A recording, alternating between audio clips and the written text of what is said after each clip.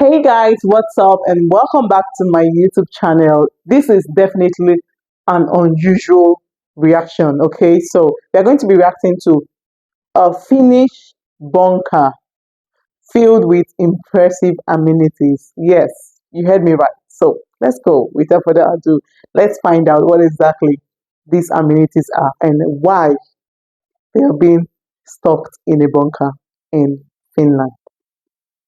Question is, when is a parking garage not a parking garage? And the Shocking. answer is when it's part of a tunnel and bunker network to be used in case of war. Ooh, One really? country threatening that war, potentially the big threat, Russia. Oh my God. Tommy Rask, Helsinki City Rescue Department, is going to show us around. So if we go and see the main entrance, 20 meters, 60 feet below ground, cut into Helsinki's bedrock. How quickly can you put this together in case of war? 72 hours. And 6,000 people 72 hours. in here, how many people can you fit in shelters in the whole of Helsinki? Over 900,000. So that's No enough for the way. population plus visitors. Yeah, it is. The government's been building bunkers here since the 1960s. 5,500 in Helsinki, more than 50,000 across the country. Enough for 80% of the country's 5.5 million population. Deeper and deeper. Yeah. But the scale of it, not the only surprise. Some of it's open to the public. What's this? Oh, Floorball game. This is a bunker Oh. with a sports hall? Oh my goodness. oh my goodness. To go. Much of it dual use to offset the costs. So this is one example of our dual purpose use of the shelter. Dual purpose, yeah. Yeah, so sports every day of the week, time of crisis, what happens here? All the sporting goods stacked away. All these halls, these sheltering halls are divided by smaller sheltering rooms. And not just sports halls, children's play areas, possibly the safest in the world, cafes, even a swimming pool. Just a sheltering Oh. hall, but with a pool. Yeah, with an Olympic-sized pool. Olympic size, okay. Wow. Wow. Oh. Oh But my everything goodness. here with one purpose in mind. This is incredible. Blast doors, gas barriers, decontamination areas, even the 2 billion year old bedrock, more than just blast proof. So if there's a nuclear bomb, the rock itself absorbs the radiation, keeps everyone here safe. Yeah, Yeah. that's the idea. And the Wonderful. tunnels as well, That is incredible, they're guys. curved so that they also prevent some of the blast coming through. They take the most of the hit. And now it's a car park. I am in awe. Again. Again, Oh my God. This was the original thing we that's quite expected to bizarre see, the feeling. car park. yeah.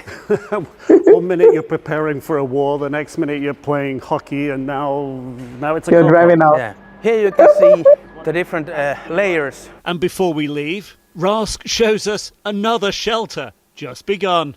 Drill a hole in it, put explosives in, blow it, and move forward. Yeah. Thank you. Bye. Goodbye. Cheers. Bye. Up, here come the traffic. This looks like the way out. Absolutely fascinating. Exactly, guys.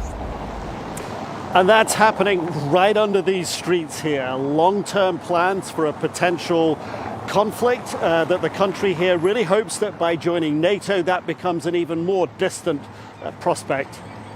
Kim? Astounding, a really different world there that you're showing us. Nick Robertson live in Helsinki. Thank you so much.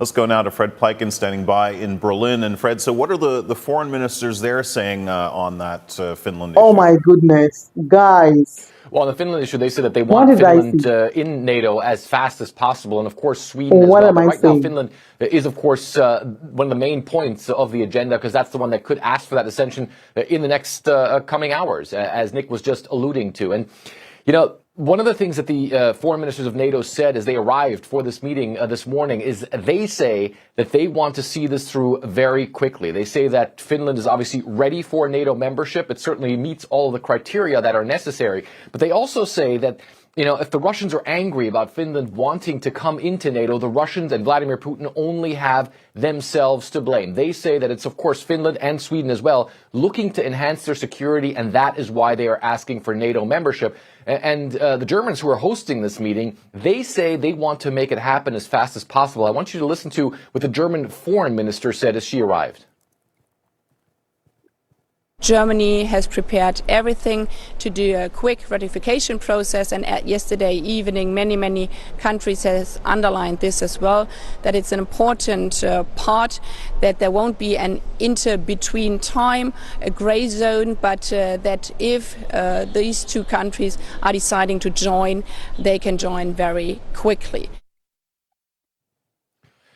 Join very quickly, she says, but of course there are still some hurdles, or one major hurdle, and at this point in time that hurdle seems to be the Turks, seems to be Turkey. Turkey is saying they are skeptical about Sweden and Finland joining NATO. They say, in the form of the Turkish president, that they believe that these places are a safe haven for terrorists, as they put it, and so therefore saying that right now they're not sure whether or not they want to support that. It's quite interesting to hear, because as we were at the arrivals early this morning, Kim, for this meeting, all of the foreign ministers, or most of the foreign ministers, said that they wanted to work out these issues. They believe that they could work out these issues. I tried to ask the Turkish foreign minister as he arrived as well, but he simply went on and wouldn't answer that question. So that certainly seems to be that issue that is still there. That could be a problem, but if you look at the vast majority of member nations, they certainly want to make this happen as fast as possible. And they certainly do believe that Finland and Sweden will become very, very important members of NATO very quickly. All right. So, Fred, setting Finland aside for a second, for the foreign ministers, I guess, getting together another chance to express their solidarity, that united front against Russia. So concretely, what might that mean?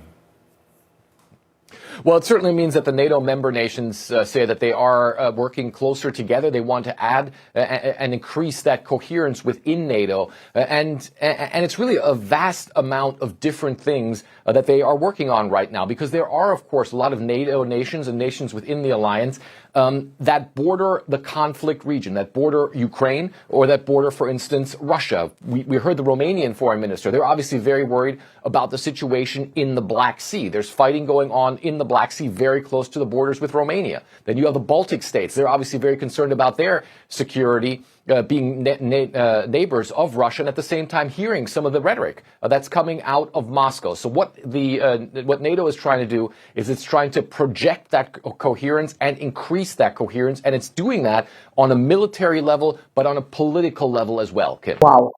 Honestly, I am in shock. Seeing those amenities in the bunkers, in Helsinki, that was really mind-blowing. Finnish people are always prepared. I don't know how they get to do it, but I love what they do. And for the fact that they have all these things in place in perspective, that shows their preparedness, and that is something you have to give them a big thumbs up for. And for this Finland joining NATO, I think this is an old video, because I know Finland is already part and parcel of NATO. I think they joined NATO in 2023, last year.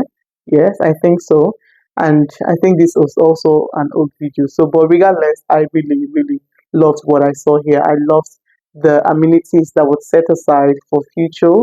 And also, I love the fact that they also used it for recreational purposes. We saw the car parks, we saw the kids having fun, and also we saw the Olympic, swimming pool. Wonderful. Let me know what you think about this, guys, in the comments. And I hope you enjoyed watching this. I hope this was really a mind-blowing, thing for you to see and find out, because I was so shocked seeing these things, right? Thank you for sticking with me to the end.